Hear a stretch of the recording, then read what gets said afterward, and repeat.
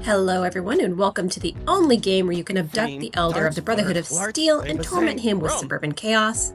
It's The Sims 2. In this episode, we're going to be taking Elder Maxson here on a little quest. We're going to attempt to achieve his lifetime ambition.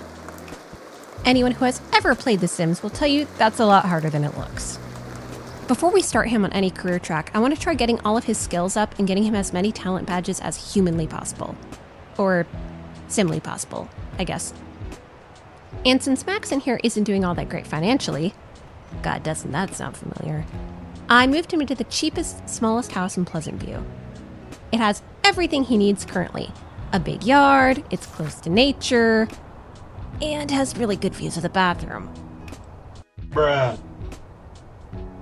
Okay, now at this point, I had completely forgotten that the welcome wagon was a thing in The Sims, and that some of your neighbors will come Welcome you to the neighborhood. with, like, fruitcake or something. I mean, to be fair, if someone offered me a fruitcake when I first moved in, that's an act of war. So, as Karen from the Homeowners Association enjoys a delightfully aged cask of Amontillado, we're going to montage our way through skilling up Maxson as soon as possible.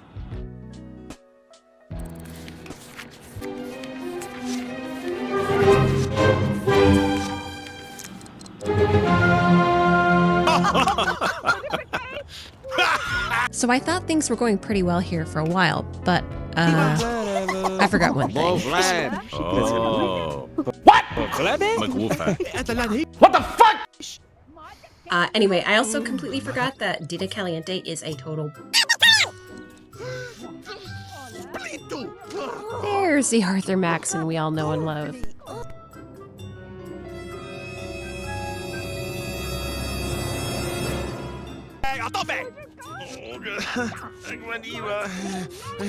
It was at this point that I realized that Nina Caliente wasn't going anywhere, and I might as well have a little fun with her.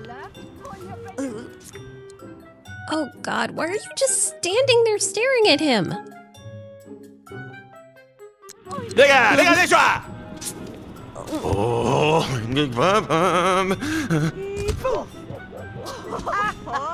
Okay, so maybe Maxson's teeny tiny little house isn't the best for socializing. I mean, it's a lot like the one I grew up in. But maybe Darren Dreamer could, you know, move out of the way? Maybe? No? Okay then. I mean, to be fair, he doesn't seem to be complaining all that much.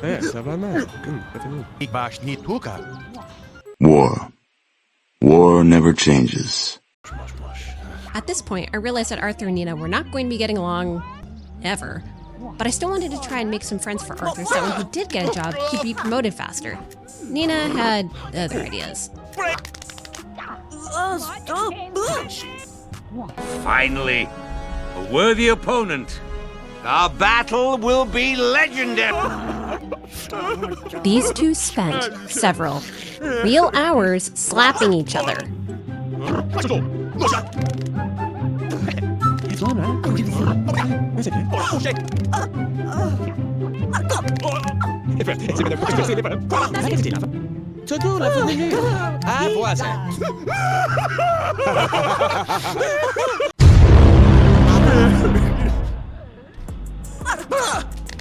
Is he going to walk away sobbing every single time she slaps him?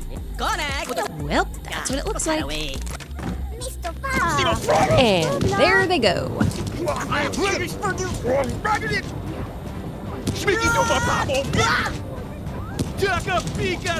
You know, this reminds me of my last family reunion.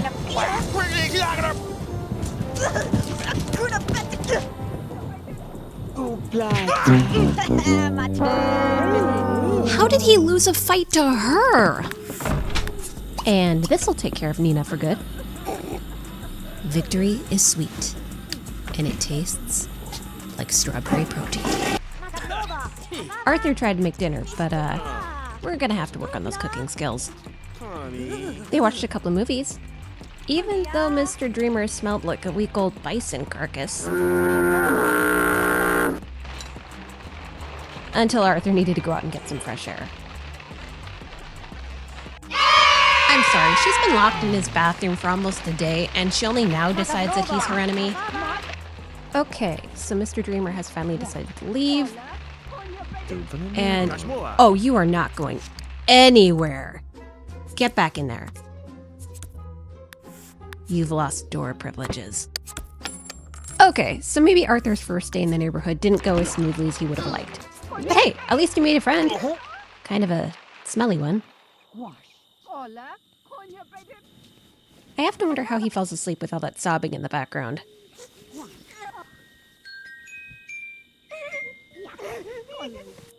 Oh, I had completely forgotten about HOA Karen. So we were on day 3 of HOA Karen living in her little box, and Nina chilling out in the bathroom. But, Maxson had nowhere to take a dump or shower, and I was beginning to wonder if the game was glitching out. No! God, please, no! No!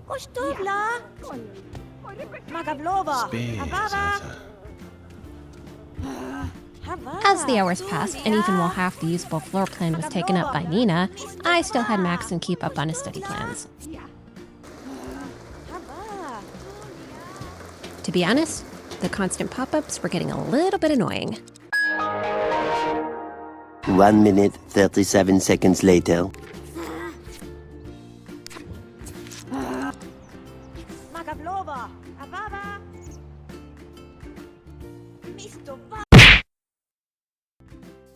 Well, that takes care of HOA Karen. Still had to make Maxson's schedule work around not having... Is he writing about garden gnomes?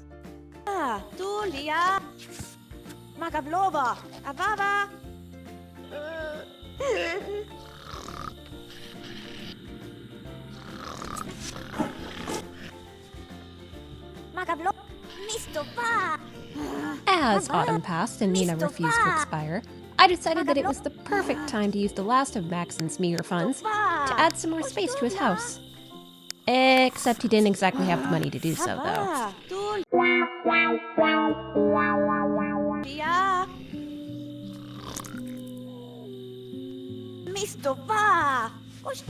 Something I've learned from playing The Sims for a very long time is that a good way to make cash quick is by digging for it, looking for treasure kit. Oh god, it looks like he's robbing her grave.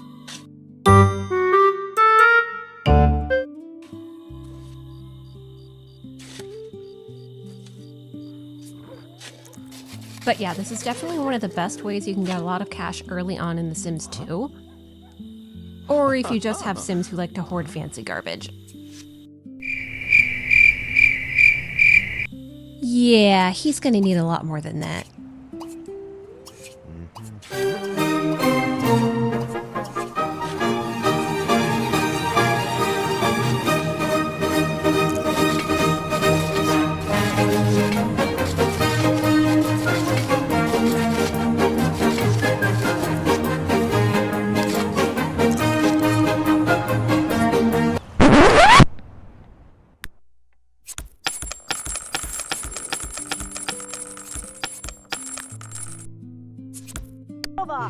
Good news, after selling all that crap and... Oh my god, shut up, Nina.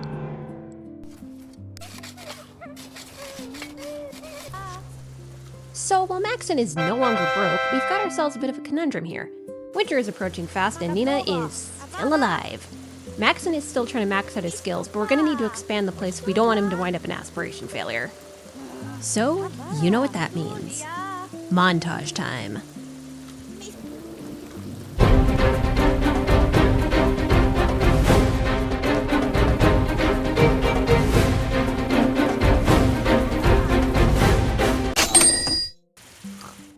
So, while Maxson spent many hours toiling away in the dirt, I only just realized that the solar panels give you money for existing. Sorry, Arthur. I'll, reward you with a hot tub. Eventually.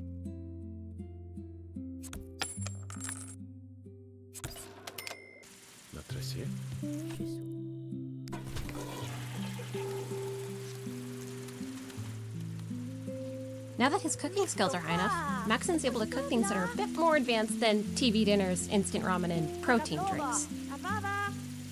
I want to start looking for... And what do you know? He started a fire. Stop dancing at it and put it out!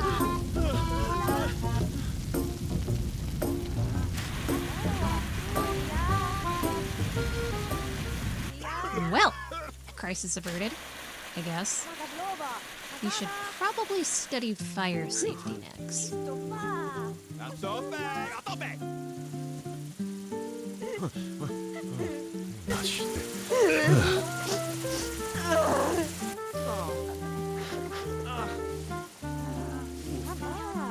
But look on the bright side. At least it's still edible. Or maybe not.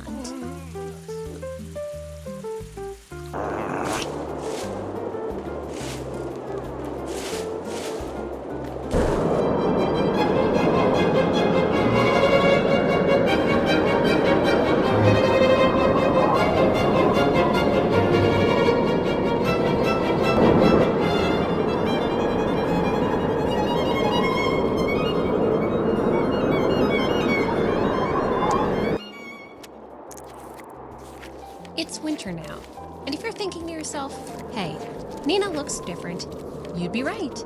I made her into a vampire because I thought it would make her die faster. I was wrong. So now I'm using her as a source of disposable income while Maxson works on his charisma by talking to himself in the mirror, as one does.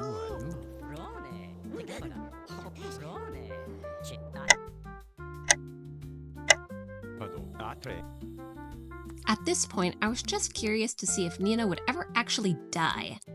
But I also wanted to move forward into a Nina-less chapter in Maxson's life. So I built her a room in the attic and decided to just leave her there. Good luck, Nina.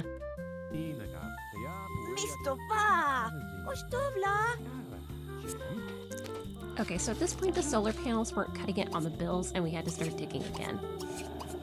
Winter was ending quickly and I had some big plans for Maxson here.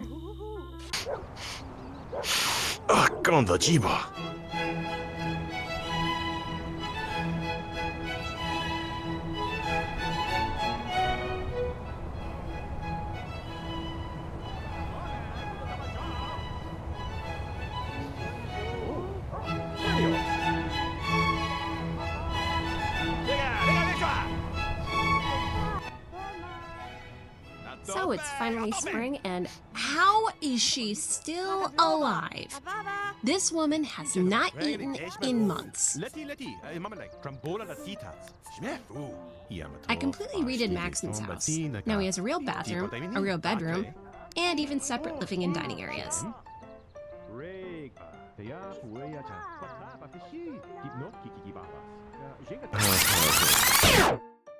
Okay, so I got so distracted by playing Arthur Maxson Dreamhouse that I didn't realize at some point Nina died while I was recording.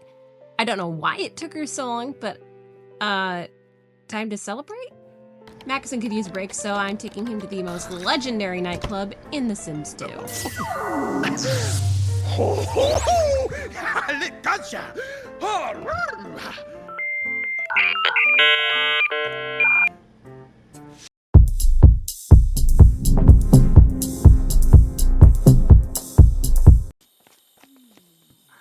Now that I think about it, this is the first community lot I've had Arthur visit since he moved here. He's been living like a hermit in that little house for, what, 6 months now? He deserves a break.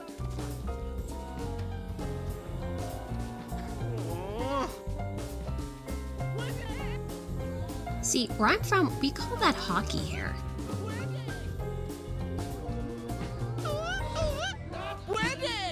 Ugh, this party is a total drag.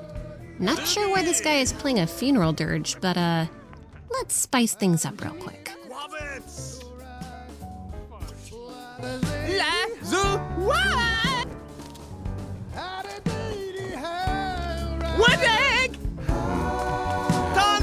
Trophy.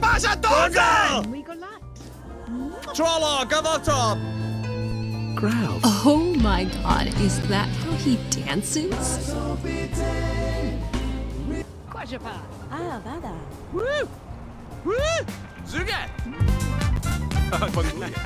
Can you imagine if he danced like that in the TV show?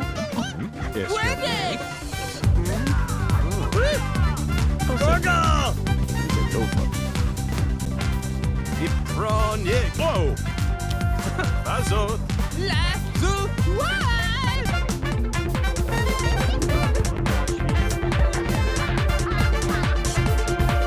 Wobbits! Show me!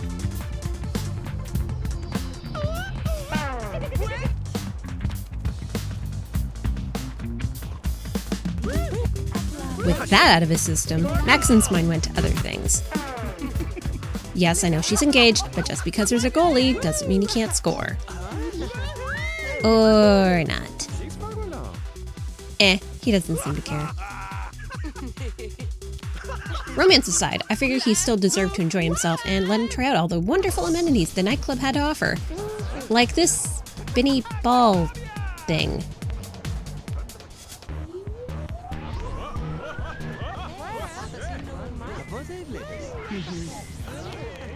He's probably planning on bringing that thing back home to the Pridwen.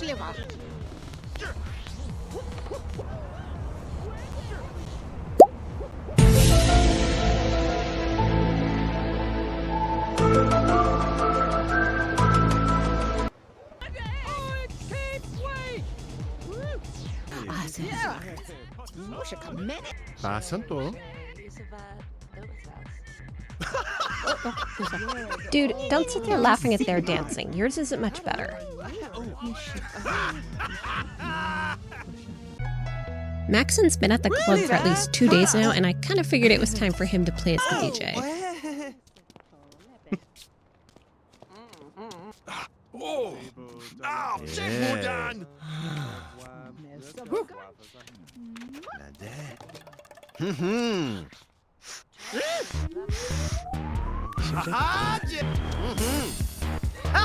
Look at him, he's so happy, but there's nobody dancing.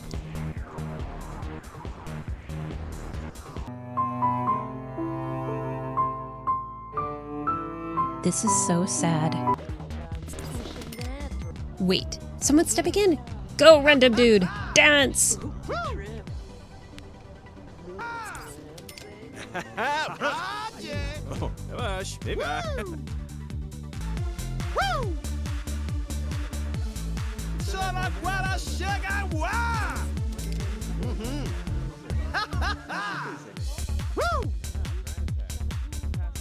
This looks like it'd be a really awkward spot to try and have a dinner date.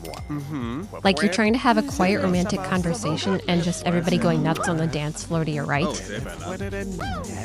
Okay, now I'm actually really curious to see what kind of food they serve here and what Maxson's gonna order. See, The Sims has occasional moments of realism, like in this case, with the food taking absolutely forever to arrive. Or like this waiter who just walked through a crowded dance floor while carrying an entire tray of food. Because that's totally safe. I also like to live dangerously.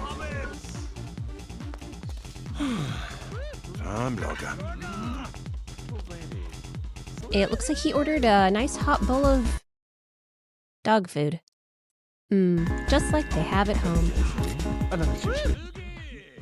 After surviving nearly 2 days of non-stop clubbing, it was time for Arthur Maxson to go home. Okay, so I realized that while he was busy scaling up, ignoring Nina, and clubbing, he completely neglected all of his yard work. So we're just gonna clean that up real quick. Oh boy, this is gonna take a while.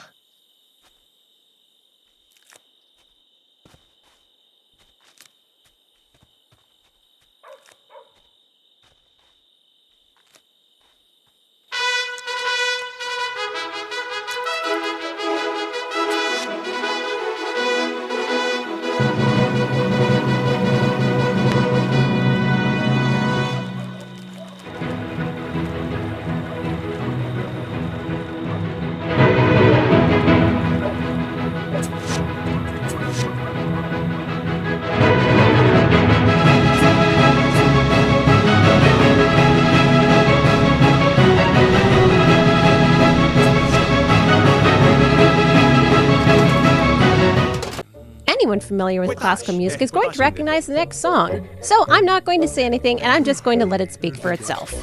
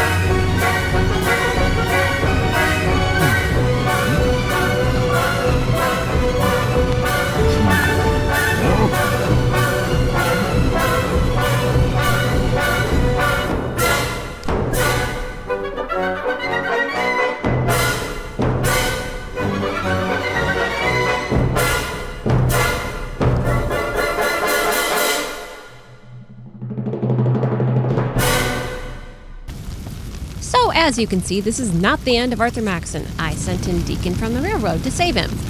Dude, put that down. What do you mean I can't resurrect him? Behold the power of mods.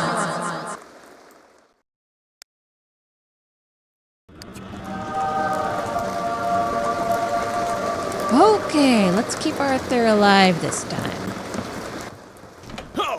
Well, at least they're not wasting food. Even if it is probably cursed. Oh my god, bro. Oh, hell no. I even gave them their own spaces in the house to make them more comfortable. Huh. They seem to be getting along pretty well. Okay, so that's where I'm going to be leaving off the video for tonight. I will definitely be making more of these because I still have 7 more hours of recordings that I don't want to go to waste. And I'm sure everyone wants to see where these two wind up. That's all for now. Ad Victoriam, and good night.